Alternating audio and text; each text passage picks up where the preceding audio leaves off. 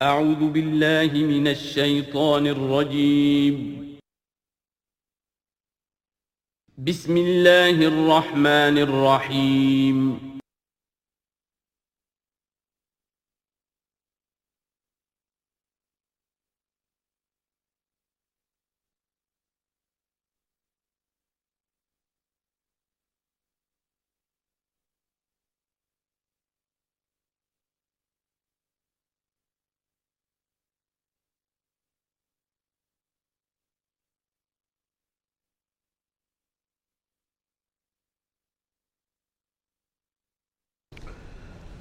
نحمده ونصلي على رسوله الكريم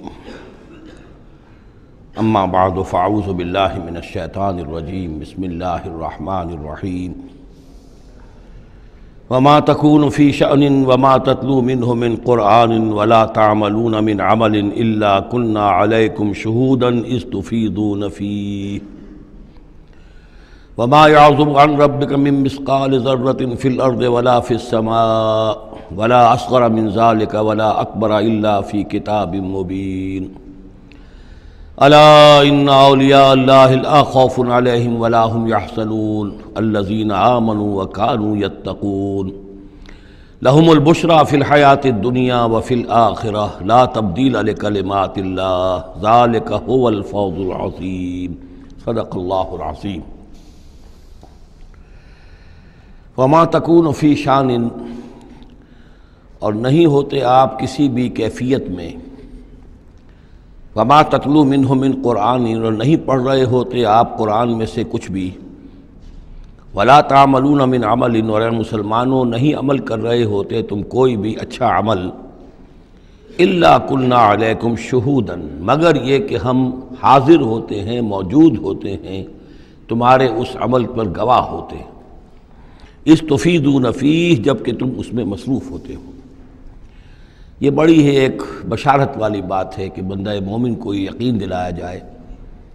کہ جو خیر تم کما رہے ہو، جو بھلائی کر رہے ہو، جو نیکی کر رہے ہو، تمہارا رب اسے دیکھ رہا ہے۔ وہ بات نہیں ہے کہ مر گئے ہم انہیں خبر نہ ہوئی۔ اللہ تعالیٰ تو تمہاری ہر جو بھی ایثار اور قربانی جو بھی تم اللہ کی راہ میں کر رہے ہو وہ خود دیکھ رہا ہے، موجود ہوتا ہے۔ اس میں دیکھیے خاص کیف ہے، اے نبی پہلے خطاب ہے حضور سے واحد کے صیغے میں، اے نبی آپ جس کیفیت میں بھی ہوتے ہیں ما تکون فی شان وما تتلو منہ من قرآن اور جو قرآن میں سے آپ پڑھ رہے ہوتے ہیں کوئی حصہ کوئی صورت خود پڑھ رہے ہوں، پڑھ کر سنا رہے ہوں، اور اب رخ بدلا ہے اہل ایمان کی طرف، مسلمانوں کی طرف، ولا تعملون من عمل اور اے مسلمانوں جو عمل بھی تم کرتے ہو من عمل کہ جو اچھا عمل ہو، نیک عمل ہو، الا کنا علیکم شہودا ہم تم پر تمہارے پاس موجود ہوتے ہیں، استفیدون فی جب کہ تم اس میں مصروف ہوتے ہو۔ وما یعزب عن ربک اور نہیں غائب ہوتا آپ کے رب سے من مثقال ذرۃ فی الارض زمین میں ایک ذرے کے برابر بھی کوئی شے، ولا فی السماء نہ آسمان میں، ولا اصغر من ذالک نہ ہی اس سے کم تر کوئی شے ہے، ولا اکبر نہ اس سے بڑی، الا فی کتاب مبین مگر یہ کہ وہ ایک روشن کتاب میں درج ہے۔ یہ روشن کتاب ہے اللہ تعالیٰ کا علم قدیم۔ الا ان اولیاء اللہ لا خوف علیہم ولا هم یحزنون آگاہ ہو جاؤ اللہ کے دوستوں پر نہ کوئی خوف ہے نہ وہ حزن سے دوچار ہوں گے۔ یہ اولیاء اللہ کون ہیں؟ یہ کوئی علیحدہ سپیشیز نہیں ہے، علیحدہ نوع نہیں ہے، انسانوں ہی میں سے صاحب ایمان جو ایمان حقیقی سے بہرہ مند ہوں، جن کے دلوں میں یقین پیدا ہو چکا ہو اور جو اللہ کے فضل و کرم سے مقام احسان پر فائز ہو چکے ہوں۔ ان تعبد اللہ کانک تراہ فإن لم تکن تراہ فإنہ یراک، وہ اولیاء اللہ ہیں۔ اللہ ولی الذین آمنوا یخرجہم من الظلمات الی النور، یہ ہم سورہ بقرہ میں پڑھ آئے ہیں آیت الکرسی کے فوراً بعد۔ اللہ ولی ہے اہل ایمان کا، انہیں نکالتا ہے اندھیروں سے روشنی کی جانب، اور اہل ایمان ولی ہیں اللہ کے۔ الا ان اولیاء اللہ لا خوف علیہم ولا هم یحزنون اللہ کے دوستوں پر، ساتھیوں پر۔ اب ظاہر بات ہے جو اللہ کا دوست ہوگا اس کے اندر اللہ کی غیرت ہوگی، وہ اللہ کے دین کو پامال دیکھ کر تڑپ اٹھے گا، اللہ کے شاعر کی بے حرمتی ہو رہی ہو وہ اس کو برداشت نہیں کر سکے گا، وہ تن من دھن لگا دے گا اللہ کے دین کو غالب کرنے کے لیے، وہ ہوگا اللہ کا ولی۔ یہ تو نہیں کہ صرف کوئی ایک لبادہ اوڑھ لیا ہو، ایک لباس جو ہے پہن لیا ہو اور صرف جو ہے خاص قسم کی شکل بنا لی ہو تو وہ اولیاء اللہ ہو جائیں گے۔ اولیاء اللہ تو وہ ہیں کہ جو واقعتاً اللہ کے ساتھ وہ تعلق رکھتے ہیں وفاداری کا، تو وہ ہیں اولیاء اللہ۔ اور یہ کون ہے اولیاء اللہ؟ اگلی آیت میں اس کی خود وضاحت کر دی، الذین آمنوا وکانوا یتقون۔ یہ کوئی نئی اسپیشیز نہیں ہے، انسانوں میں کوئی علیحدہ قسم کے انسان نہیں ہے، وہی انسان کہ جو صاحب ایمان ہو اور تقوی کی روش اختیار کرے۔ اور وہ تقوی ہم پڑھ چکے ہیں، اذا اتقوا وآمنوا وعملوا الصالحات ثم اتقوا وآمنوا ثم اتقوا واحسنوا واللہ یحب المحسنین، یہ سورہ مائدہ کے اندر آیت آ چکی ہے۔ یہ تقوی جو ہے درجہ بدرجہ اہل ایمان کو اور اونچے سے اونچے مدارج کی طرف لے جاتا ہے۔ لہم البشریٰ فی الحیات الدنیا، ان کے لیے دنیا کی زندگی میں بھی بشارتیں ہیں۔ یہ بشارت کس اعتبار سے ہے؟ جو ہم سورہ توبہ میں پڑھ چکے ہیں کہ حل تربصون بنا الا احدی الحسنیین، ہمارے لیے تو دو اچھائیوں کے سوا کسی تیسری چیز کا تصور ہی نہیں۔ بشارت ہی بشارت ہے، کوئی تکلیف بھی آئی ہے تو ہمارے رب کی طرف سے آئی ہے، لن یصیبنا الا ما کتب اللہ لنا ہوا مولانا، اس پہ گھبرانے کی کیا بات ہے؟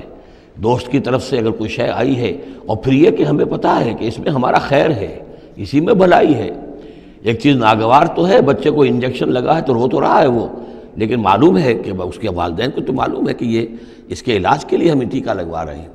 تو تکلیف بھی دنیا میں اللہ کی طرف سے آتی ہے، بندہ مومن سمجھتا ہے یہ میرے حق میں خیر ہے، بھلائی ہے، میرے لیے تو خیر ہی خیر ہے، شر کا سوال ہی نہیں۔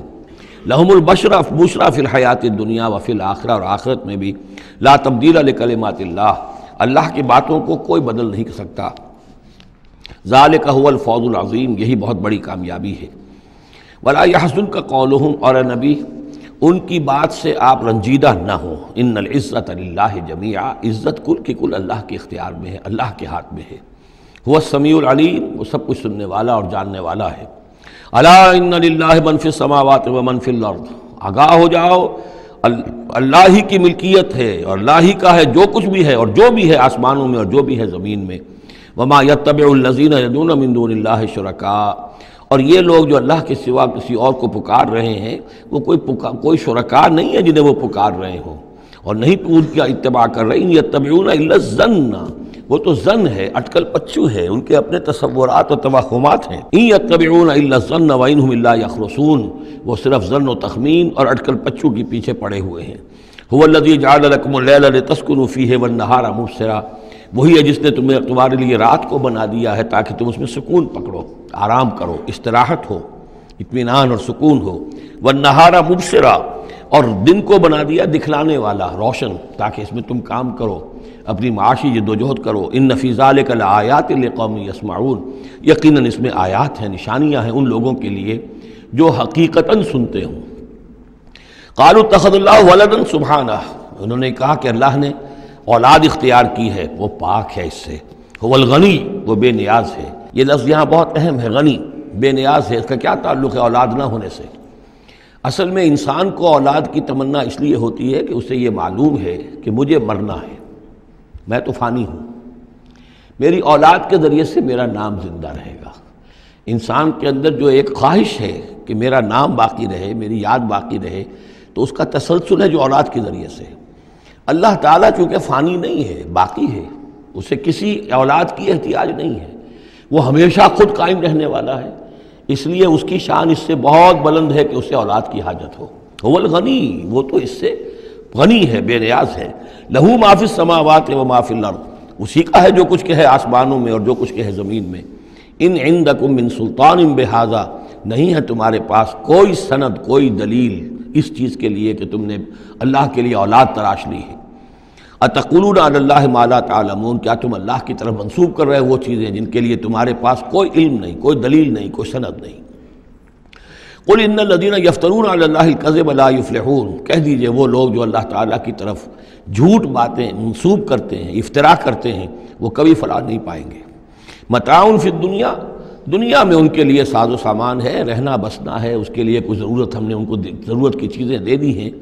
ثم الینا مرجعہم، پھر ہماری طرف ان سب کا لوٹنا ہے۔ ثم نذیقہم العذاب الشدید بما کانوا یکفرون، اور پھر ہم انہیں مزہ چکھائیں گے بہت سخت عذاب کا ان کے کفر کی وجہ سے جو وہ کرتے رہے تھے۔ اب یہ صرف 2 رکوع اس سورہ مبارکہ میں آ رہے ہیں جو انباء الرسل کے ہیں، اور اس میں جیسا کہ میں نے عرض کیا حضرت نوح جو اولین ہیں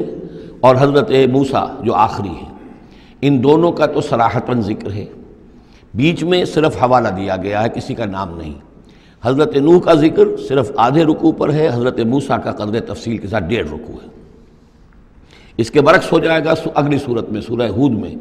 حضرت نوح علیہ السلام کے ذکر پر 2 رکوع ہیں طویل، اور حضرت موسیٰ کا صرف ایسے ہی تذکرہ ہے، صرف حوالے کے طور پر۔ وَاتْلُ عَلَيْهِمْ نَبَأَ نُوحٍ، اور ان کو ذرا سنائیے نوح کی خبر، اذ قال لقومہ، جبکہ انہوں نے کہا اپنی قوم سے، یا قوم ان کان کبر علیکم مقامی، اے میری قوم کے لوگوں اگر تم پر بہت بھاری گزر رہا ہے میرا کھڑا ہونا، و تذکیری بآیات اللہ، اور اللہ کے آیات سے تمہیں نصیحت کرنا، شاق گزر رہا ہے، مذاق اڑاتے ہو تم، مجھ پر آوازیں کستے ہو، تم پر بہت شاق گزر رہا ہے میرا یہ سارا عمل، فعلی اللہ توکلت، تو میں نے تو اللہ پر توکل کیا ہے، فاجمعوا امرکم، تو اپنا سارے جو بھی ذرائع ہیں ان کو جمع کر لو، وشرکاکم، اور تمہارے سارے شریک جو ہیں انہیں بلا لو، ثم لا یکن امرکم علیکم غمۃ، پھر تم پر تمہارا معاملہ جو ہے کسی اشتباہ میں نہ رہ جائے، ثم اقضوا الی ولا تنظرون، پھر جو فیصلہ میرے بارے میں کرنا ہے کر گزرو اور مجھے کوئی مہلت مت دو۔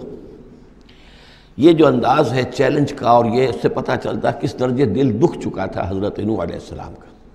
استہزاء سے، تمسخر سے، مذاق سے۔ اللہ کا ایک بندہ ہے، 950 برس بیت چکے ہیں، کوئی سن کر نہیں دے رہا ہے، تو اس وقت جو آخری بات، اچھا اب جو کچھ تم کر سکتے ہو، میرا کوئی بگاڑ سکتے ہو بگاڑ لو، اپنی ساری قوت جمع کر لو، جیسا کہ اس سے پہلے آ چکا ہے، اور بھی انبیاء نے اس طرح کی بات کہی۔ پھر بالآخر فَإِن تَوَلَّيْتُمْ، اور پھر اگر تم یہ نہ کرو، اگر تم اس کھلے مقابلے میں بھی نہ آؤ، اور اس میں اس بات کا خیال موجود ہے، یعنی اس بات کا امکان موجود ہے کہ ان کے دل میں چور ہو کہ ہم اس کے خلاف کوئی اقدام کریں، اسے قتل کر دیں، نوح کے خلاف کوئی اور ہم ایسا اقدام کریں تو پتہ نہیں کوئی مصیبت ہم پر نہ آ جائے، لہذا یہ سارا جو انداز تھا حضرت نوح علیہ السلام کا، اس کے باوجود پھر وہ فرما رہے ہیں وَإِن تَوَلَّيْتُمْ، اگر تم نہیں کچھ کرتے، فَمَا سَأَلْتُكُم مِّنْ أَجْرٍ، تو پھر ذرا غور کرو، میں نے جو بھی تمہاری خدمت کی ہے آج تک، تمہیں جو دین کی طرف بلایا ہے، دعوت دی ہے، میں نے کبھی تم سے کوئی اجر مانگا ہے؟ میں نے تم سے کوئی اجرت تو طلب نہیں کی، تم سے کوئی شاباش تک نہیں مانگی، میں نے تم سے کوئی مدد نہیں مانگی، تم سے کوئی اجرت نہیں مانگی۔ ان اجری الا علی اللہ، میرا اجر تو اللہ کے ذمے ہے، وامرت ان اکون من المسلمین، اور مجھے حکم ہوا ہے کہ میں اس کے فرما بردار بندوں میں سے رہوں۔ فکذبوہ، تو انہوں نے پھر ٹلا دیا اس کو، فنجیناہ، تو ہم نے نجات دے دی اس کو، ومن معہ فی الفلک، اور جو بھی اس کے ساتھ تھے اس کی کشتی میں، وجعلناہم خلائف، اور انہی کو پھر ہم نے خلفاء بنا دیا زمین کے اندر، پھر انہی کو خلافت عطا کی، انہی کو جانشین بنایا۔ وَأَغْرَقْنَا الَّذِينَ كَذَّبُوا بِآيَاتِنَا، اور غرق کر دیا ان لوگوں کو جنہوں نے ہماری آیات کی تکذیب کی تھی۔ فَانظُرْ كَيْفَ كَانَ عَاقِبَةُ الْمُنذَرِينَ، تو دیکھو کیسا انجام ہوا ان کا جنہیں خبردار کر دیا گیا تھا۔ ثُمَّ بَعَثْنَا مِن بَعْدِهِ رُسُلًا، پھر ہم نے بھیجا ان کے بعد بہت سے رسولوں کو، الی قومہم، اپنی اپنی قوموں کی طرف، فجاءوہم بالبینات، تو وہ سب کے سب آئے ان کے پاس روشن دلیلیں لے کر، فما کانوا لیؤمنوا بما کذبوا بہ من قبل، لیکن وہ جس چیز کے انکار پر اڑ چکے تھے وہ ساری روشن دلیلیں دیکھنے کے باوجود بھی اس کو ماننے والے نہ بنے۔ کذالک نطبع علی قلوب المعتدین، اسی طرح ہم مہر کر دیا کرتے ہیں حد سے تجاوز کرنے والوں کے دلوں پر۔ ثم بعثنا من بعدہم موسیٰ و ہارون، اب یہ دیکھیے وہ جو ایک لنک جو ہے جو میں نے آپ کو بتایا تھا، ایک چین ہے، حضرت نوح، حضرت ہود، حضرت صالح، حضرت لوط، حضرت شعیب اور حضرت موسیٰ، یہ 6 کا ذکر قرآن مجید میں بار بار آتا ہے۔ یہاں پر حضرت نوح کا اور حضرت موسیٰ کا درمیان میں صرف ثم بعثنا من بعدہم رسلا، اور بھی رسول آئے، ان کا یہاں صراحتاً تذکرہ نہیں ہے۔ پھر ہم نے بھیجا ان کے بعد موسیٰ اور ہارون کو الی فرعون و ملئہ، فرعون اور اس کے سرداروں کی جانب، بے آیاتنا، اپنی نشانیوں کے ساتھ، فاستکبروا وکانوا قوما مجرمین، انہوں نے استکبار کیا اور وہ تھے مجرم قوم، گناہگار لوگ۔ فلما جاءهم الحق من عندنا، تو جب ان کے پاس ہمارے پاس سے ان تک ہمارے پاس سے حق پہنچا، قالوا ان ھذا لسحر مبین، تو انہوں نے کہا یہ تو کھلا جادو ہے۔ قال موسیٰ تقولون للحق لما جاءکم، موسیٰ نے کہا ان سے کہ کیا تم حق کے لیے کہہ رہے ہو، یہ حق ہے جو تم پر آیا ہے اور جو تم تک پہنچا ہے، اسحر ھذا، کیا یہ جادو ہے؟ ولا یفلح الساحرون، اور ساحر تو کبھی فلاح نہیں پایا کرتے۔ قالوا اجئتنا لتلفتنا عما وجدنا علیہ آباءنا، انہوں نے کہا موسیٰ کیا تم ہمارے پاس آئے ہو کہ تم ہمیں پھیر دو ان چیزوں سے، ان طریقوں سے، ان رسوم سے، ان ریتوں سے، ان رواجوں سے کہ جس پر ہم نے پایا اپنے آباء و اجداد کو، وَتَكُونَ لَكُمُ الْكِبْرِيَاءُ فِي الْأَرْضِ، اور تم دونوں کے لیے ہی حکومت ہو جائے اور بلندی ہو جائے اور بڑائی ہو جائے زمین کے اندر۔ دونوں سے مراد حضرت موسیٰ اور حضرت ہارون علیہ السلام۔ وَمَا نَحْنُ لَكُمَا بِمُؤْمِنِينَ، اور ہم ہرگز تم دونوں کی بات ماننے والے نہیں ہیں۔ وَقَالَ فِرْعَوْنُ ائْتُونِي بِكُلِّ سَاحِرٍ عَلِيمٍ، اور فرعون نے کہا لے آؤ میرے پاس تمام جو ماہر اور جادوگر ہیں ان کو جمع کر لو۔ فلما جاء السحرة قال لهم موسیٰ القوا ما انتم ملقون، تو جب وہ جادوگر آ گئے تو موسیٰ نے ان سے فرمایا کہ ڈالو جو تم ڈالنے والے ہو۔ فلما القوا، جب انہوں نے ڈالا، قال موسیٰ ما جئتم به السحر، موسیٰ نے فرمایا یہ جو تم لائے ہو، جو تم نے پیدا کیا، یہ جادو ہے۔ ان اللہ سیبطلہ، ان قریب اللہ تعالیٰ اس کا باطل ہونا ثابت کر دے گا، اسے نسیہ منسیہ کر دے گا، ہباء منصورہ کر دے گا۔ ان اللہ لا یصلح عمل المفسدین، یقیناً اللہ تعالیٰ مفسدوں کے عمل کو راہیاب نہیں کرتا، کامیاب نہیں کرتا۔ وَيُحِقُّ اللَّهُ الْحَقَّ بِكَلِمَاتِهِ، اور اللہ تعالیٰ تو حق کو حق ثابت کرتا ہے اپنے کلمات سے، وَلَوْ كَرِهَ الْمُجْرِمُونَ، خواہ یہ مجرموں کو کتنا ہی ناگوار ہو۔ فما آمن لموسیٰ الا ذریۃ من قومہ علی خوف من فرعون وملئہم ان یفتنہم، تو نہیں ایمان لائے موسیٰ پر مگر ان کے نوجوان اس کی قوم میں سے، کچھ نوجوان اس کی قوم میں سے، کچھ لڑکے، علی خوف من فرعون، فرعون کے خوف کی وجہ سے، وہ ملئہم، اور ان کے اپنے سرداروں کے خوف کی وجہ سے، ان یفتنہم، کہ وہ ان کو مصیبت میں اور تکلیف میں مبتلا کریں گے۔ یہ بہت اہم ہے جو آیت ہے، اس کو سمجھ لیجئے کہ وہاں جو صورتحال تھی کہ یہ جو قبطی قوم تھی جو اس وقت وہاں پر حکمران ہے آل فرعون، اور یہ جو اسرائیلی ہیں یہ ان کے محکوم ہیں، لیکن محکوم قوموں میں سے بھی اکثر ایسے لوگ ہوتے تھے اور ہمیشہ ہوئے ہیں کہ حکمران قوم ان میں اپنے ایجنٹ بنا لیتے ہیں، ان میں سے کچھ لوگوں کو خطابات دے دیتے ہیں، جیسے ہمارے یہاں خان بہادر اور خان صاحب، اور یہ جو خطابات دے دے کے انگریزوں نے مسلمانوں میں اور ہندوؤں میں وہ اپنے ایجنٹ اور اپنے وفادار لوگوں کا ایک جتھا بنا لیا تھا۔ یہ لوگ ہوتے تھے تو ہندوستانی، لیکن ہر اعتبار سے برطانیہ کے خیر خواہ اور حکومت کے وفادار، اس کے لیے فوج کے لیے بھرتی کرانے میں تیز ہیں۔ تو اس طرح کے لوگ جو تھے اسرائیلی قوم میں بھی ایسے چودھری لوگ موجود تھے کہ جن کو کچھ دربار میں رسائی حاصل تھی، جن کو کچھ رسوخ حاصل تھا، اور وہ گویا کہ آل فرعون کے ایجنٹ بنے ہوئے تھے خود اپنی قوم کے اندر۔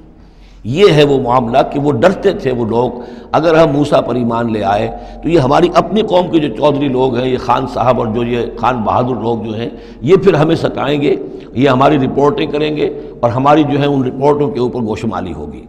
فما آمن، لیکن یہ کہ بہرحال نوجوان خون ایسا ہوتا ہے کہ اس کے اندر پھر زیادہ مصلحت بینی نہیں ہوتی۔ جو ذرا ادھیڑ عمر کے لوگ ہوں وہ زیادہ مصلحت بین ہو جاتے ہیں، ان کی خواہ میں اتنی طاقت بھی نہیں ہوتی، خون میں اتنا جوش بھی نہیں رہتا، تو نوجوان جو ہے وہ تو رزق لیتا ہے۔ تو یہ سارا پورا فلسفہ جو اس ایک آیت میں موجود ہے۔ فما آمن لموسیٰ الا ذریۃ من قومہ، خود اس کی قوم میں سے بھی، سب کے سب حضرت موسیٰ کو نبی ماننے والے نہیں تھے، نہیں مانی بات موسیٰ کی ان کی قوم میں سے بھی مگر کچھ نوجوانوں نے، کچھ نوجوان، کچھ لڑکوں نے، علی خوف من فرعون، فرعون کے خوف کی وجہ سے، وہ ملئہم، اور ان کے اپنے سرداروں کے خوف کی وجہ سے، ان یفتنہم، کہ وہ انہیں پرسیکیوٹ کریں گے، ان کو فتنے میں مبتلا کریں گے۔ وَإِنَّ فِرْعَوْنَ لَعَالٍ فِي الْأَرْضِ، اسی طرح کا ایک شخص قارون تھا۔ قارون جو ہے وہ قوم موسیٰ سے تھا، اسرائیلی تھا، لیکن یہ کہ سرکار دربار میں رسائی تھی، وفادار تھا حکومت کا، اسی کی وجہ سے بڑے بڑے ٹھیکے ملتے تھے، جیسے ہمارے ہاں ٹھیکیدار ہوتے تھے بڑے بڑے لوگ، تو اس کے پاس اتنی دولت جمع ہو گئی تھی۔ وہ سارا تذکرہ جو ہے آگے چل کر آئے گا سورہ قصص کے اندر۔ تھا تو قوم موسیٰ میں سے تھا، فرعونی تو نہیں تھا، لیکن یہ کہ وہ حضرت موسیٰ کے خلاف چالیں چلتا تھا، اور وہ ساری جو ہے وہ سرکار دربار کی جو خوشامد ہے وہ کام کرتا تھا، اسی سے پھر اس کو دولت ملتی تھی۔ وَإِنَّ فِرْعَوْنَ لَعَالٍ فِي الْأَرْضِ، اور یقیناً فرعون جو ہے وہ بہت سرکشی کر رہا تھا زمین میں، وَإِنَّهُ لَمِنَ الْمُسْرِفِينَ، اور یقیناً وہ بہت حد سے بڑھنے والا تھا۔ وَقَالَ مُوسَىٰ يَا قَوْمِ، اب انہوں نے ان سے جو بھی ایمان لے آئے تھے ان پر کہا، ان سے کہا، قَالَ يَا مُوسَىٰ قَوْمِ إِن كُنتُمْ آمَنتُم بِاللَّهِ، اب اگر تم اللہ پر ایمان لے آئے ہو، فَعَلَيْهِ تَوَكَّلُوا، تو اب اللہ پر توکل بھی کرو، إِن كُنتُم مُسْلِمِينَ، اگر تم واقعتاً فرما بردار ہو گئے ہو۔ فقالوا علی اللہ توکلنا، تو انہوں نے کہا ہاں آپ اللہ پر توکل کرتے ہیں، اپنا معاملہ اللہ کے حوالے کرتے ہیں۔ ربنا لا تجعلنا فتنة للقوم الظالمین، اے اللہ تو ہمیں ان ظالموں کے لیے تختہ مشق نہ بنا دے، اے اللہ ایسا نہ ہو کہ تو ہمارے ذریعے سے ان کو آزمائے، یعنی یہ کہ جیسے کہ ابو جہل ستا رہا تھا، ابو جہل کی آزمائش ہو رہی تھی، لیکن تختہ مشق حضرت یاسر حضرت سمیہ بن رہی تھی رضی اللہ تعالی عنہما، تو اے اللہ ہمیں نہ آزما، ہم پر ان کا زور نہ آزما، یعنی ہمیں تختہ مشق نہ بنا دے۔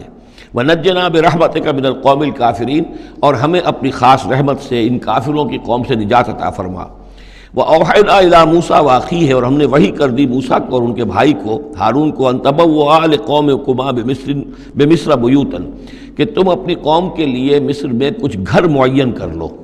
ان گھروں کے اندر جمع ہو کر اللہ کی یاد کیا کرو، جیسے کہ دار ارقم جو ہے مکہ مکرمہ میں محمد رسول اللہ صلی اللہ علیہ وسلم نے وہ ایک مقرر کر لیا تھا، وہیں پر آپ ٹھہرتے تھے، کوئی آتا تھا تو وہیں پر ملاقات ہوتی تھی۔ ان تبوأ لقومکما بمصر بیوتا، کہ تم کوئی معین کر لو مصر میں کچھ گھر، واجعلوا بیوتکم قبلۃ، اور اس کے علاوہ یہ کہ اپنے گھر بناؤ ہی قبلہ رخ، اس لیے کہ مسجدیں تو بنا نہیں سکتے، اور وہ معاملہ جو ہے فرعون کے خوف سے، تو یہ کہ گھر اپنے قبلہ رخ بناؤ تاکہ وہاں تم نمازیں پڑھا کرو۔ اب اس سے معلوم ہوتا ہے کہ قبلہ ان کا بھی تھا کوئی، جبکہ ابھی بیت المقدس تو بنا ہی نہیں ہے، وہ تو حضرت سلیمان علیہ السلام حضرت موسیٰ سے کم 1000 سال بعد آئیں گے، اور پھر وہ جو ہے بیت المقدس ہوگا اور یروشلم بنے گا اور ہیکل سلیمانی بنے گی،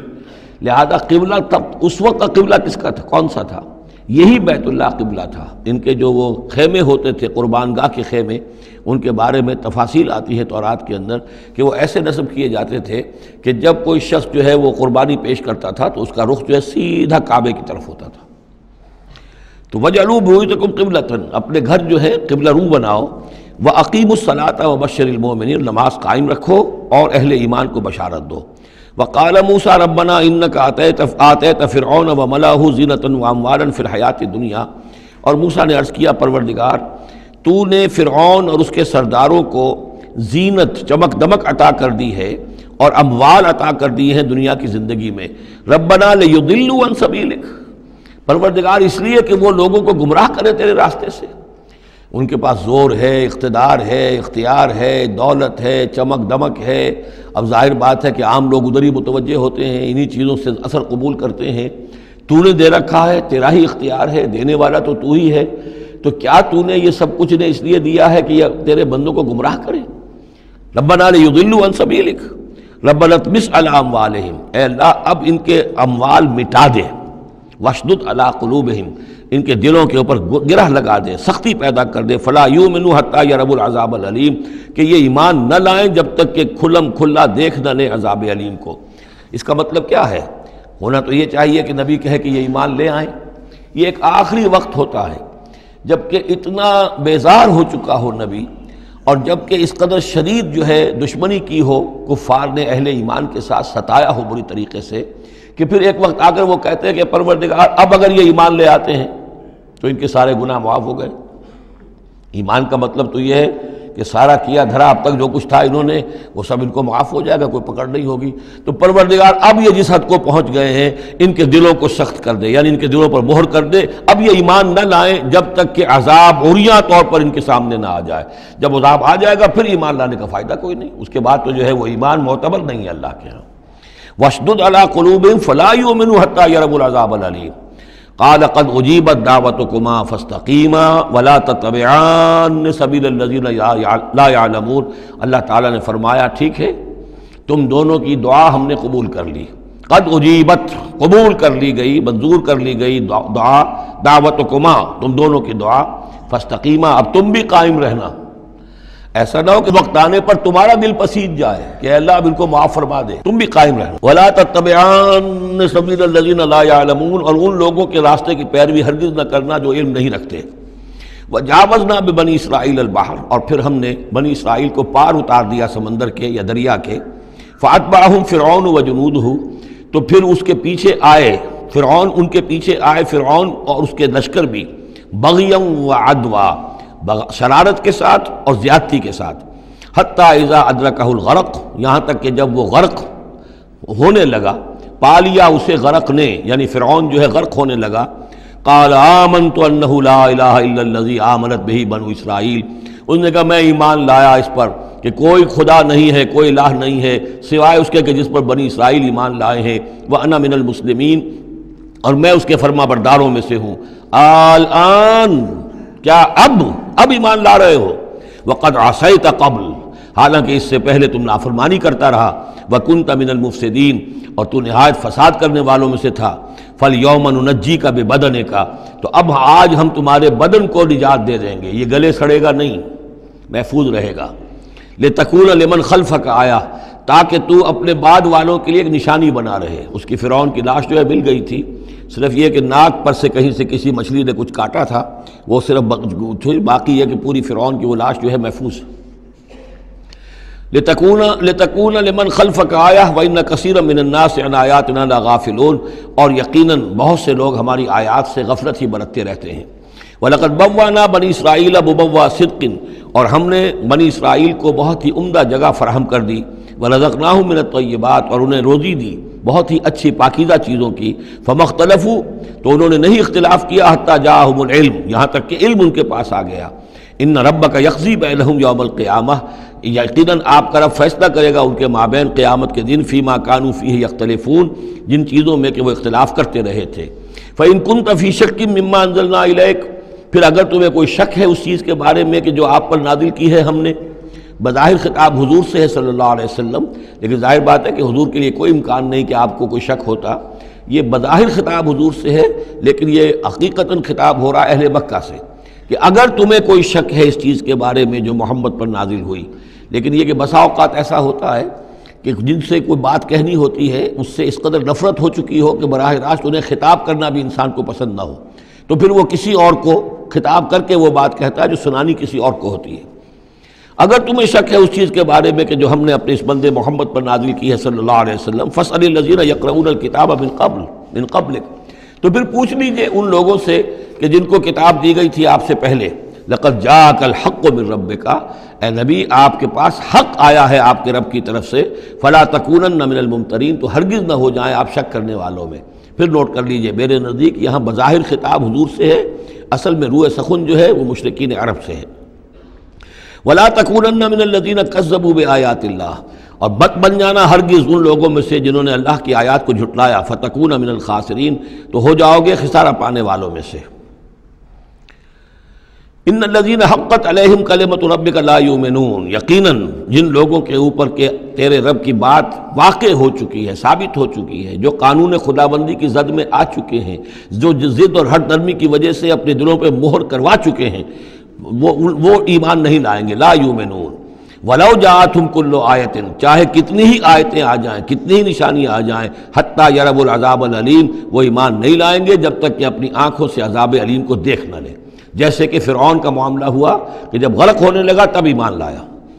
فلولا کانت قریۃ آمنت فنفعها ایمانها، تو کیوں نہ ہوئی کوئی بستی کہ جو ایمان لاتی اور اسے اس کے ایمان نے نفع پہنچایا ہوتا. الا قوم یونس، سوائے ایک قوم یونس کے. حضرت یونس علیہ السلام کو بھیجا گیا تھا نینوا کی طرف، وہاں انہوں نے دعوت دی. معاملہ وہی ہوا جو تمام رسولوں کے ساتھ ہوا ہے، قوم نے انکار کیا، سرکشی پر اڑے رہے. پھر یہ خبر دے کر اور چلے گئے کہ اب 3 دن کے اندر اندر تم پر عذاب آ جائے گا. محسوس ایسا ہوتا ہے کہ انہیں اجازت اللہ کی طرف سے جانے کی نہیں آئی تھی. رسول کا معاملہ ایسا ہوتا ہے کہ وہ اپنی جگہ کو چھوڑ کر نہیں جا سکتا جب تک کہ اللہ کی طرف سے ایکسپریس پرمیشن نہ ہو، واضح اجازت. جیسے ہمارے ایگزیکٹو آفیسرز ہوتے ہیں، ڈی سی ہے تو ضلع کو چھوڑ کے نہیں جا سکتا وہ بغیر اجازت کے، اس لیے کہ ظاہر بات ہے وہاں کے امن و امان کا سارے ذمہ داری اس کی ہے. تو نبی کا معاملہ مختلف ہے، رسول کا مختلف ہے. رسول کو جب کسی جگہ پر کسی قوم کی طرف کسی علاقے کی طرف بھیج دیا گیا، اب چاہے کچھ بھی ہو، جب تک کہ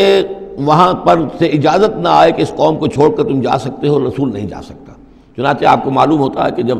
سیرت میں آپ پڑھتے ہیں ہجرت کے واقعات، تو حضرت ابوبکر جو ہیں حضور نے عام مسلمانوں کو اجازت دے دی تھی چلے جاؤ مدینے، لیکن خود انتظار میں تھے کہ اللہ کی طرف سے خصوصی اجازت آ جائے. حضرت ابوبکر پوچھتے رہتے تھے، اونٹنیاں تیار کی ہوئی تھیں، لیکن جب تک وہ اجازت نہیں آئی آپ وہاں سے روانہ نہیں ہوئے. تو ایسا محسوس ہوتا ہے کہ حمیت دین میں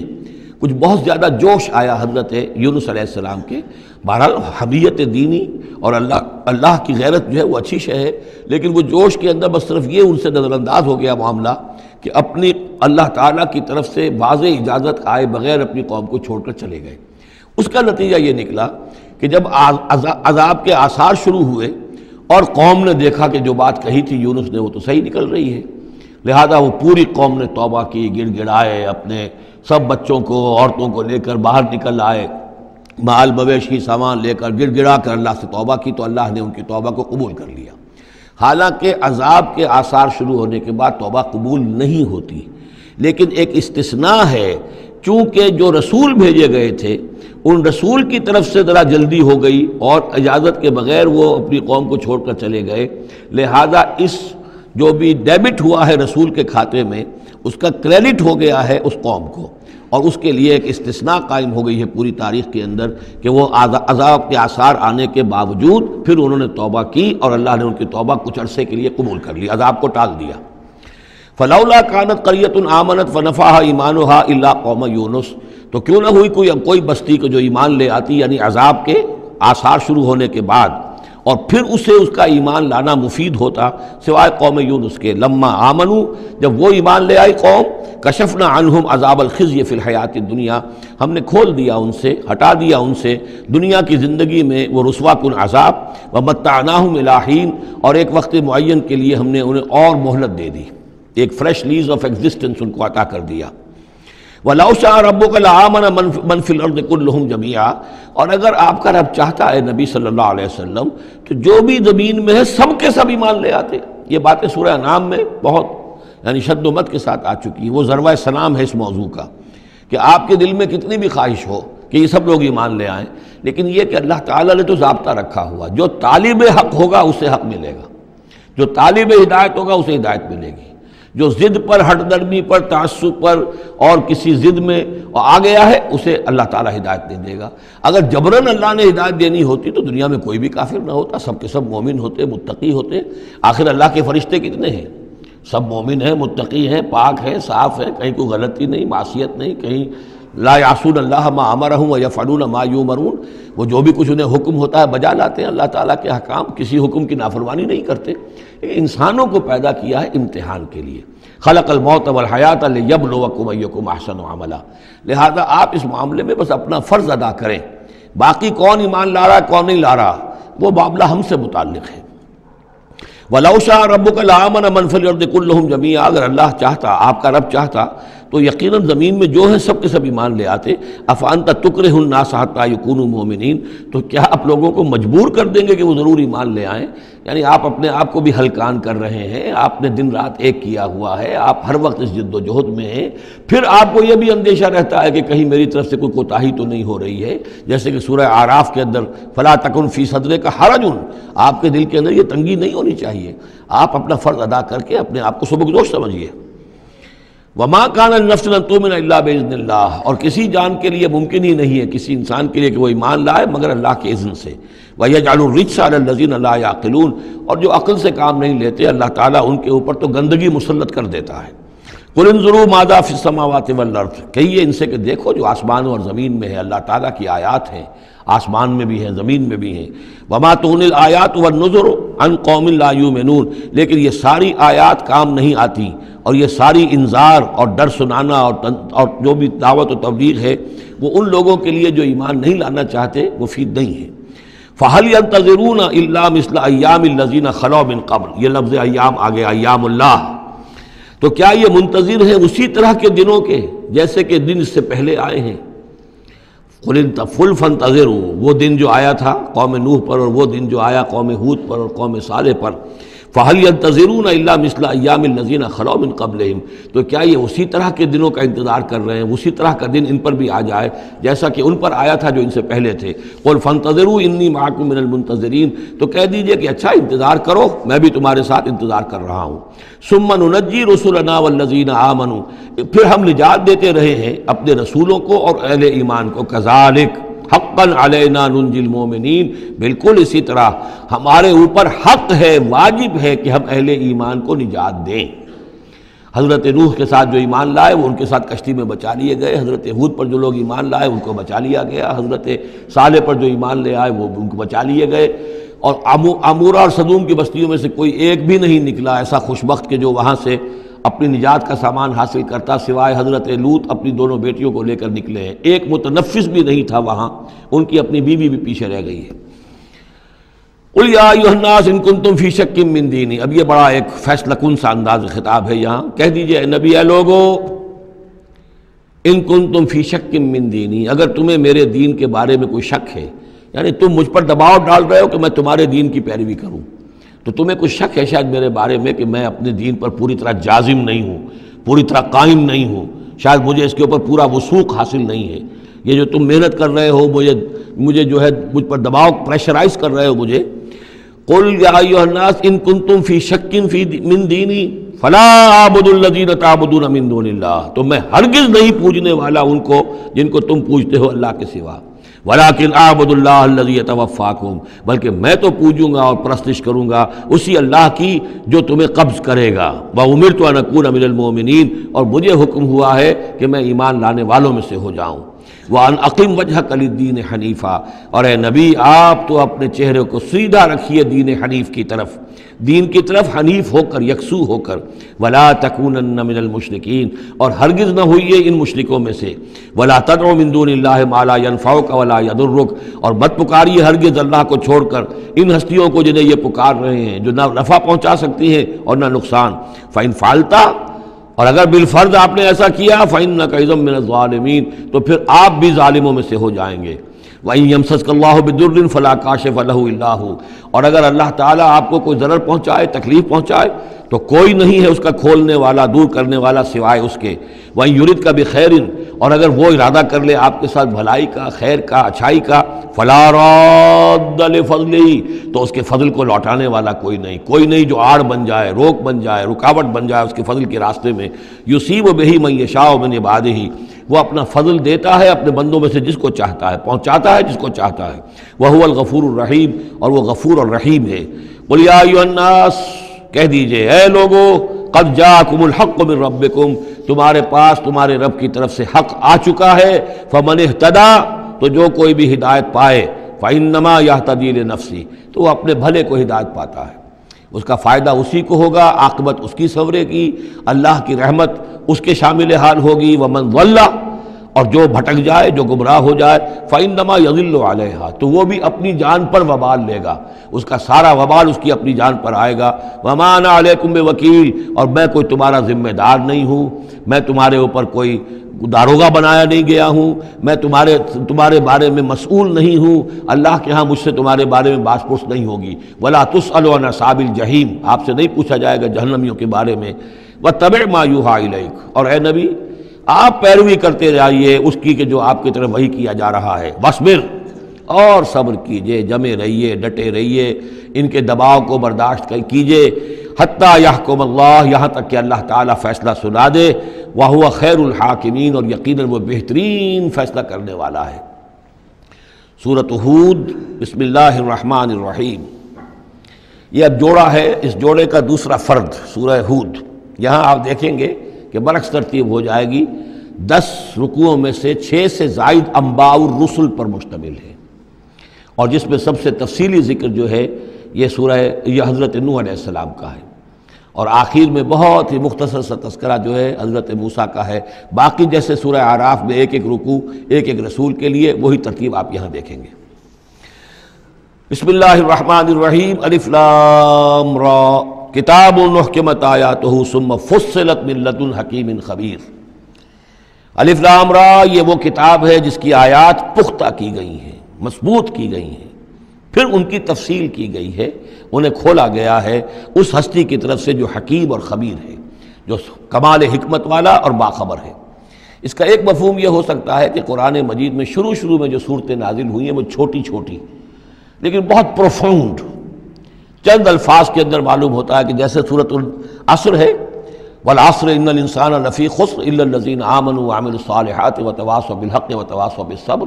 اب اس میں کل ہدایت موجود ہے، اور امام شافعی کے وہ اقوال جو ہیں میں نے اپنے کتابچے میں راہ نجات سورۃ العصر کی روشنی میں وہ سارے درج کیے ہیں۔ کہ لو لم ينزل من القرآن سواها لکفت الناس، اگر صرف یہ سورۃ العصر نازل ہوتی قرآن میں سے اور کچھ نہ نازل ہوتا تو بھی ہدایت کے لیے کافی تھی. اور لو تدبر الناس هذه السورۃ لوسعتهم، اگر لوگ صرف اس صورت پر تدبر کریں، غور کریں، تو یہ ان کی ہدایت کے لیے کافی ہو جائے گی. تو ابتدائی صورتیں اور آیتیں بڑی محکم، لیکن اس کے بعد تفصیل انہی کی بیان ہوئی ہے. اللہ تعبدوا الا اللہ، یہ کتاب کس پیغام کے ساتھ آئی ہے؟ نہ پوجو کسی کو سوائے اللہ کے. اننی لکم منہ نذیر و بشیر، یقیناً میں ہوں تمہارے لیے اس کی جانب سے خبردار کرنے والا اور بشارت دینے والا. یہ دو الفاظ بار بار آ رہے ہیں، بشیر اور نذیر، نذیر اور بشیر. وما نرسل المرسلین الا مبشرین ومنذرین، رسلا مبشرین ومنذرین لئلا یکون للناس علی اللہ حجۃ بعد الرسل وکان اللہ عزیزا حکیما. وان استغفروا ربکم، اور یہ کہ اپنے رب سے استغفار کرو، معافی چاہو. ثم توبوا الیہ، اور پھر اس کی جناب میں رجوع کرو، اس کی طرف بڑھو. یمتعکم متاعا حسنا، وہ تمہیں ساز و سامان دے گا دنیا کی زندگی میں بھی اچھا فائدہ، الی اجل مسمی، ایک وقت معین تک کے لیے، دنیا میں بھی تمہارے لیے حسنہ ہوگا. وَيُؤْتِ كُلَّ ذِي فَضْلٍ فَضْلَهُ، اور ہر صاحب فضل کو اس کے حصے کا فضل عطا کرے گا. یہاں جو ہے ذی فضل سے مراد ہے مستحق فضل، جو بھی فضل کا مستحق ہے اسے اللہ تعالیٰ اس کا فضل عطا کرے گا.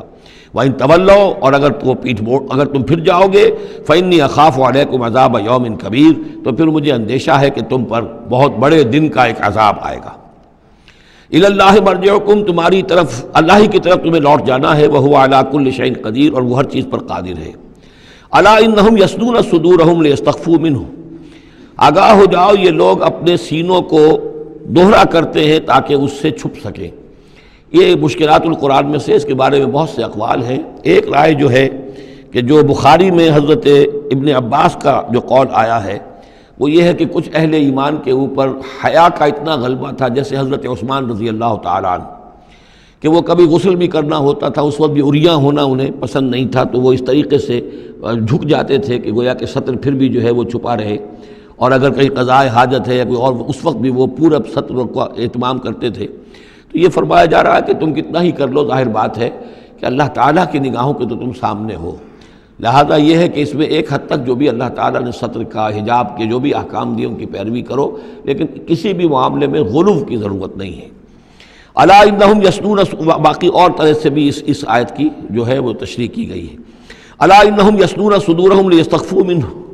آگاہ ہو جاؤ وہ اپنے سینوں کو دوہرا کرتے ہیں کہ اس سے چھپ سکیں اللہ سے. الا حین یستغشون ثیابہم، حین یستغشون ثیابہم، آگاہ ہو جاؤ کہ جب وہ اپنے اوپر اپنے کپڑے بھی اوڑھے ہوئے ہوتے ہیں. یہ تو یہ کہ اس وقت تو جو ہے وہ اپنے سینوں کو دوہرا کر رہے ہیں، جب کپڑے لپیٹے ہوتے ہیں. یعلم ما یسرون وما یعلنون، اس وقت بھی اللہ جانتا ہے جو کچھ وہ چھپا رہے ہوتے ہیں اور جو کچھ وہ ظاہر کر رہے ہوتے ہیں. انہ علیم بذات الصدور، وہ تو جو کچھ سینوں کے اندر ہے اس کو بھی جانتا ہے. وما من دابۃ فی الارض الا علی اللہ رزقها، اور نہیں ہے کوئی بھی چلنے والی چیز، کوئی حیوان، کوئی چوپایا، کوئی چرند، کوئی پرند زمین پر جتنے بھی حیوانات ہیں اللہ نے بنائے ہیں، لیکن یہ کہ ان کا رزق اللہ کے ذمے ہے. یعنی اللہ تعالیٰ نے جو نظام بنایا اس دنیا کا، اس میں ہر شے کے لیے اس کا رزق فراہم کیا ہے. جو جاندار بنایا اس کے لیے جو غذا ہے، جو ضروری چیزیں وہ پہلے سے فراہم کر دی. بچے کی پیدائش بعد میں ہوتی ہے اور ماں کی چھاتیوں میں دودھ پہلے پیدا ہو جاتا ہے. تو اللہ تعالیٰ کی طرف سے یہ نظام جو ہے ایسا ہے. یہ دوسری بات ہے کہ لوگوں نے تقسیم دولت کا نظام غلط کر دیا، تو کچھ لوگ بھوکے رہ گئے، کچھ ننگے ہو گئے، کچھ نے دولت سمیٹ کر جو ہے اپنے کھتے بھر لیے، انبار لگا لیے. یہ انسانوں کا معاملہ ہے، یہ انہوں نے غلط کام کیا ہے. ورنہ اللہ تعالیٰ نے تو تمام جو بھی جتنی بھی مخلوقات ہیں ان کے لیے کافی اور وافی رزق جو ہے وہ پیدا کیا ہے. وما من دابۃ فی الارض الا علی اللہ رزقها ویعلم مستقرها ومستودعها، اور وہ جانتا ہے اس کے مستقل قیام کی جگہ کو بھی اور جہاں وہ عارضی طور پر سونپا جاتا ہے. یہ مستقر اور مستودع پر گفتگو ہو چکی ہے تفصیل کے ساتھ. 3 اقوال اس کے بارے میں بیان کر چکا ہوں سورہ انعام کے ضمن میں. کل فی کتاب مبین، اور یہ سب کچھ ایک کھلی روشن کتاب کے اندر موجود ہے، وہی کتاب جو علم الہی کی کتاب ہے. وَهُوَ الَّذِي خَلَقَ السَّمَاوَاتِ وَالْأَرْضَ فِي سِتَّةِ أَيَّامٍ، اور وہی ہے کہ جس نے پیدا کیا آسمانوں اور زمین کو 6 دنوں میں. وَكَانَ عَرْشُهُ عَلَى الْمَاءِ، اور اس کا تخت تھا پانی پر. لِيَبْلُوَكُمْ أَيُّكُمْ أَحْسَنُ عَمَلًا، تاکہ تمہیں آزمائے کہ کون ہے تم میں سے اچھے عمل کرنے والا. یعنی یہ تخلیق جو ہے اور انسانی زندگی کا جو یہ حصہ جو اس دنیا میں گزرتا ہے، اس کا جو اصل مقصد ہے وہ ہے امتحان. قلزم ہستی سے تو ابھرا ہے مانند حباب، اس زیاں خانے میں تیرا امتحان ہے زندگی۔ باقی یہ کہ کان عرشہ علی الماء، اس کا تخت پانی پر تھا، اس کے معنی کیا ہیں؟ میرے نزدیک اب بھی یہ آیات متشابہات میں سے ہے، لیکن ایک انداز ایسا ہے کہ جس سے محسوس ہوتا ہے کہ شاید وہ اس کی طرف اشارہ کیا جا رہا ہو کہ یہ دنیا جب بنی ہے، یہ زمین جب ٹھنڈی ہونے لگی ہے تو ٹھنڈی ہو کر اس کے بخارات نکلے ہیں، اور وہ اس کے گرد جو فضا بنی ہے، ایٹماسفیئر، اس کے اندر یہ گیسز گئی ہیں۔ ان گیسز کے اندر جو ہے ہائیڈروجن اور آکسیجن کے ذریعے سے پھر پانی پیدا ہوا ہے، اور طویل عرصے تک بارشیں ہوتی رہیں، طویل عرصے تک، لاکھوں سال یہ کہتے ہیں کہ بارش ہوئی ہے۔ اور چونکہ جب زمین سکڑی ہے تو کہیں سے وہ اونچی ہو گئی، کہیں سے نیچی ہو گئی، سکڑتی ہے کوئی شے تو اس کے اندر نشیب و فراز پیدا ہو جاتے ہیں، تو بارش جب برسی ہے تو پھر یہ کہ سمندر وجود میں آئے ہیں۔ ابھی کوئی اور مخلوقات نہیں تھی، صرف یہ کہ اس زمین کے اوپر یا یہ کہ وہ پہاڑ تھے اور یا پانی تھا، بلکہ یہ کہ اکثر و بیشتر پانی ہی پانی تھا۔ پھر یہ کہ پانی اور جہاں پر مٹی پیدا ہوئی اور دلدلی علاقے بنے، اور دلدلی علاقوں کے اندر پھر وہ کچھ حیات جو ہے اس کی شکلیں پیدا ہوئی، چاہے وہ نباتاتی حیات تھی اور چاہے وہ حیواناتی حیات تھی۔ تو وہ جو ایک دور ہے جب کہ ابھی مخلوقات، اس زمینی مخلوقات کے اندر ابھی کوئی شے نہیں آئی تھی، کوئی حیوانات نہیں، کوئی سمندر کے کوئی جانور نہیں، کوئی زمین کے اوپر خشکی کے جانور نہیں، تو اس وقت جو ہے گویا کہ اللہ تعالیٰ کا جو تخت حکومت ہے اس زمین کی حد تک وہ پانی کے اوپر تھا۔ واللہ اعلم۔ وَلَئِن قُلْتَ، اور اگر آپ کہیں گے اِنَّكُمْ مَبْعُوثُونَ کہ تمہیں اٹھا لیا جائے گا من بعد الموت، موت کے بعد، لَيَقُولَنَّ تو کہیں گے وہ لوگ الَّذِينَ كَفَرُوا جنہوں نے کفر کیا، إِنْ هَذَا إِلَّا سِحْرٌ مُبِينٌ، نہیں یہ تو کھلا جادو ہے۔ وَإِنْ أَخَّرْنَا عَنْهُمُ الْعَذَابَ إِلَىٰ أُمَّةٍ مَّعْدُودَةٍ، اور اگر ہم مؤخر کیے رکھیں ان سے اپنے عذاب کو ایک خاص مدت تک کے لیے، معین مدت تک کے لیے، لَيَقُولُنَّ مَا يَحْبِسُهُ تو وہ کہتے ہیں کس چیز نے روک رکھا ہے، وہ جہاز کہاں نظر انداز ہو گیا، آتا کیوں نہیں؟ محمد بہت سال ہو گئے تمہیں کہتے ہوئے جہاز آئے گا اور وہ عذاب آئے گا، وہ کہاں ہے؟ ما یحبسو، کس سے نے اس کو روکا ہے؟ الا یوم یاتیہم لیس مصروفا عنہم، آگاہ ہو جاؤ جس دن وہ ان پر آئے گا پھر وہ ان کی طرف سے پھیرا نہیں جا سکے گا۔ وحاق بہم ما کانوا بہ یستہزئون، اور ان کو گھیرے میں لے لیں گی وہ تمام چیزیں جن کا یہ استہزاء اور تمسخر کیا کرتے تھے۔ وَلَئِنْ أَذَقْنَا الْإِنسَانَ مِنَّا رَحْمَةً، اور اگر ہم مزہ چکھاتے ہیں انسان کو اپنی طرف سے رحمت کا، کوئی خوشی آئی ہے، کوئی دولت ملی ہے، کوئی اور مسرت کی بات ہوئی ہے، ثم نزعنا منہ، پھر جب ہم اس سے وہ چھین لیتے ہیں، لے لیتے ہیں، سلب کر لیتے ہیں، انہ لیئوس کفور، تو وہ ہو جاتا بالکل مایوس، نہایت ناشکرہ،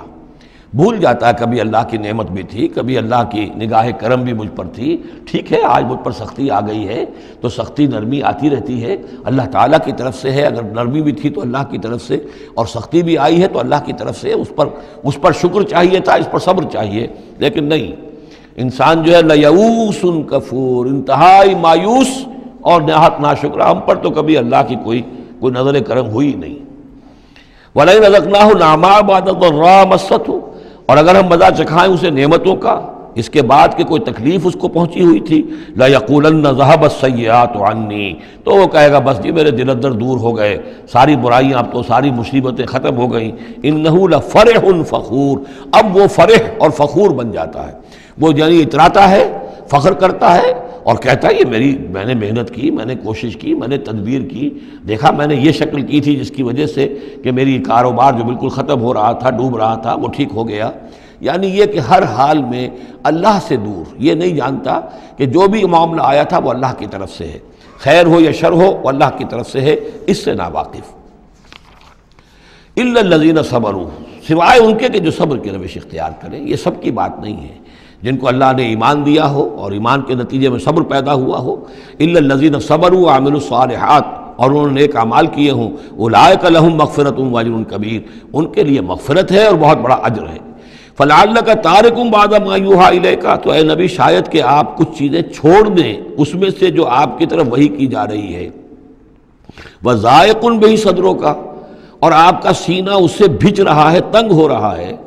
ان یقولوا، اس وجہ سے کہ وہ کہہ رہے ہیں لولا انزل علیہ کنز او جاء معہ ملک، کہ وہ یہ کہہ رہے ہیں کہ کیوں نہیں ان کے اوپر اتار دیا گیا کوئی خزانہ، یا کیوں نہیں آیا ان کے پاس کوئی فرشتہ، معہ ان کے ساتھ کوئی فرشتہ آتا۔ وہی بات جو سورہ انعام میں آ چکی ہے، اس کا ذروہ سنام اس مضمون کا سورہ انعام میں آ چکا ہے۔ لیکن ان تمام صورتوں کے اندر بھی یہ چیزیں موجود ہیں۔ یہ دونوں گروپ جو ہیں مکی صورتوں کے، جن میں سے ایک میں وہ 2 صورتیں ہیں جو ہم پڑھ چکے، انعام، اعراف، اور دوسرا جو یہ ہے جو 14 صورتوں پر مشتمل ہے، جس کی دوسری صورت ہم پڑھ رہے ہیں، ان سب کا تعلق جو ہے یوں سمجھیے، ایک استثناء ہے وہ میں بعد میں بتا دوں گا، یہ قیام مکہ کے آخری 4 سالوں کی صورتیں ہیں۔ یعنی حضور کا قیام مکہ مکرمہ میں وحی کے آغاز کے بعد 12 سال، اس کو 4 حصوں میں تقسیم کر لیجئے۔ پہلے 4 سال میں جو صورتیں نازل ہوئی ہیں وہ قرآن مجید کے آخری 2 گروپوں میں ہیں، سورہ قاف سے لے کے آخر تک۔ درمیانی 4 سال جو تھے ان کے درمیان جو ہے وہ درمیانی 2 گروپوں میں ہیں،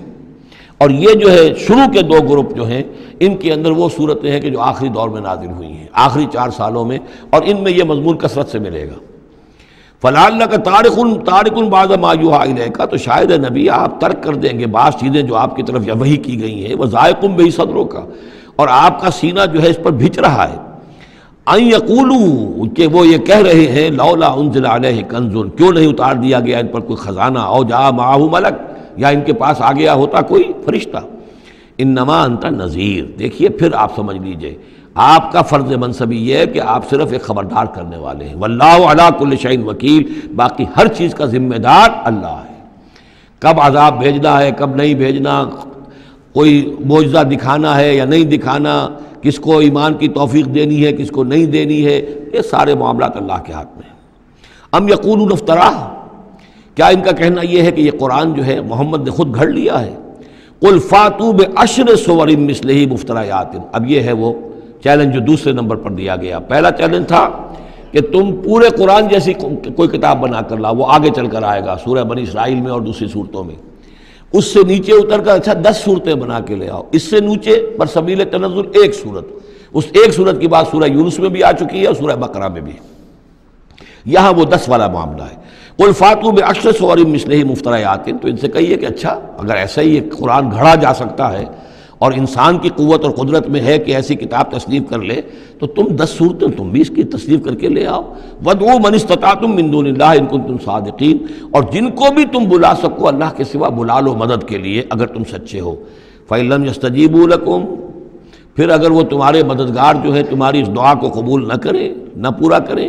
یا یہ کہ اے مسلمانوں اگر تمہارا یہ چیلنج جو ہے یہ کفار قبول نہ کریں، فَاعْلَمُوا أَنَّمَا أُنزِلَ بِعِلْمِ اللَّهِ، تو جان لو تمہیں یقین قابل ہونا چاہیے کہ یہ اللہ تعالیٰ ہی کے علم سے نازل ہوا ہے، وَلَا إِلَٰهَ إِلَّا هُوَ، اور اللہ کے سوا کوئی معبود نہیں، فَهَلْ أَنْتُم مُسْلِمُونَ، تو اب اللہ کا حکم مانتے ہو یا نہیں، فرما برداری کرتے ہو کہ نہیں۔ یہ کفار ہی سے خطاب ہے کہ اگر تمہارے وہ جو معبود ہیں تم ان کو پکارو کہ اس جیسی 10 صورتیں ہمیں بھی، آپ بھی کچھ کوشش کریں، ہم بھی کوشش کرتے ہیں مل جل کر، کچھ آپ القاء فرمائیں، الہام فرمائیں، کچھ ہم محنت کرتے ہیں، اور اگر وہ نہ کریں تو پھر جان لو فَاعْلَمُوا أَنَّمَا أُنزِلَ بِعِلْمِ اللَّهِ وَلَا إِلَٰهَ إِلَّا هُوَ فَهَلْ أَنْتُم مُسْلِمُونَ مَنْ كَانَ يُرِيدُ الْحَيَاةَ الدُّنْيَا وَزِينَتَهَا نُوَفِّ إِلَيْهِمْ أَعْمَالَهُمْ فِيهَا وَهُمْ فِيهَا لَا يُبْخَسُونَ، جو لوگ بھی طالب ہوتے ہیں، ارادہ کر لیتے ہیں، طالب ہوتے ہیں دنیا کی زندگی کا اور اس کی زینت کا، زیبائش، آرائش، چمک دمک، ساز و سامان، اسی کے پیچھے پڑے ہوئے ہیں، محنت کر رہے ہیں، بھاگ دوڑ کر رہے ہیں، خون پسینہ ایک کر رہے ہیں، دن رات ایک کر دیا ہے۔ نوفِ الیہم اعمالہم فیہا، ہم اسی دنیا کی زندگی میں ان کے اعمال کا پورا پورا بدلہ دے دیتے ہیں۔ ٹھیک ہے محنت کر رہے ہو بھائی، تمہاری بلڈنگ بھی بڑی اونچی بن گئی ہے اور تمہاری کار بھی بہت اعلیٰ ہے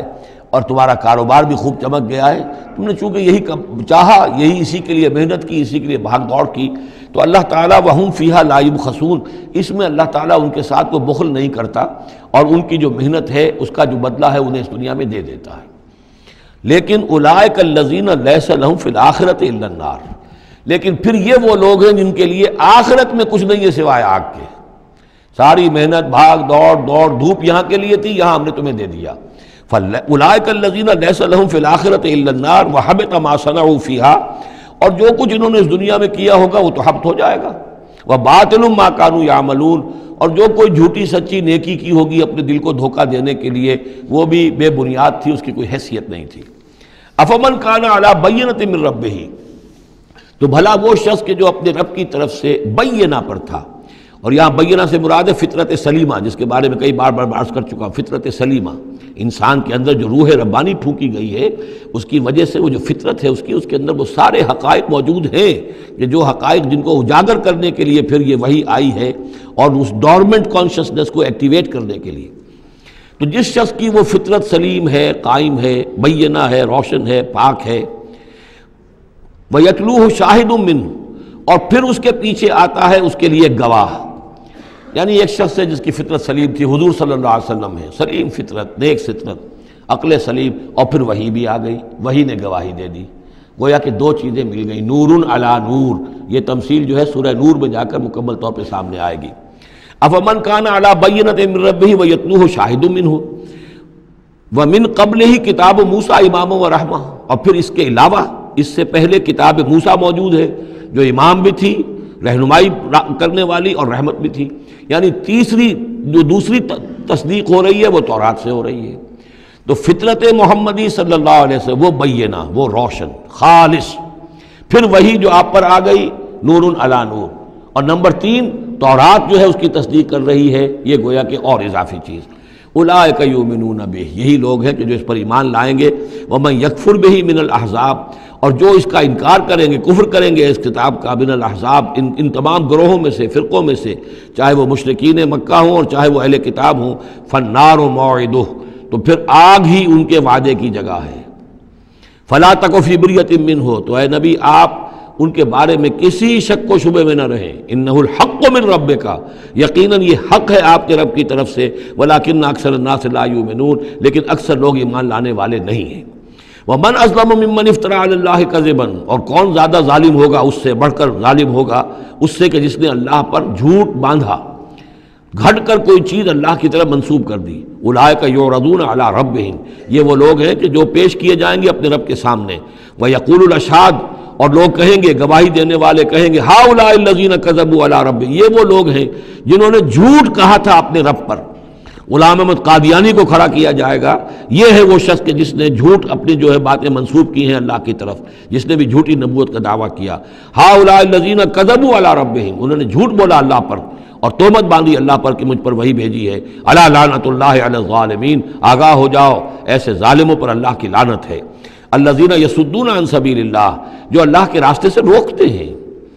وَيَبْغُونَهَا عِوَجًا، اور اس میں کجیاں نکالتے ہیں، ڈھونڈتے ہیں، مین میخ نکالتے ہیں تاکہ لوگ جو ہے اس راستے کو اختیار نہ کریں۔